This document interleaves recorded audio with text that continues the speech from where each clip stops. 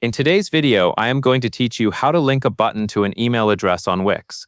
We are going to do this directly inside the Wix editor, and the process is very simple once you know where to click. This is useful if you want visitors to contact you quickly by pressing a button on your site instead of copying and pasting an email address manually. To begin, open your site in the Wix editor.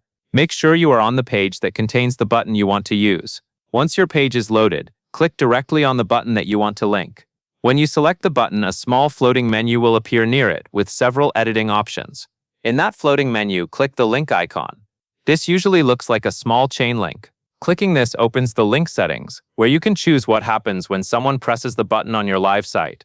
In the link settings window, look at the options listed on the left side and select email. This tells Wix that the button should open the visitor's email app or email program instead of sending them to another page or website.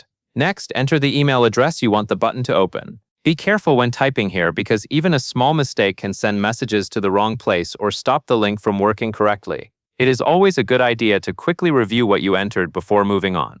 You can also add a default subject line if you want to. This part is optional, but it can be helpful because it gives visitors a ready-made subject when their email window opens. That can make replies easier to organize, especially if the button is for support, business inquiries, or contact requests.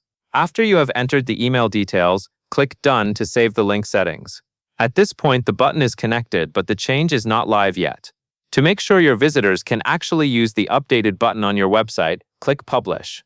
Once your site is published, the button will open a new email message addressed to the email you entered, and it will include the default subject line if you added one.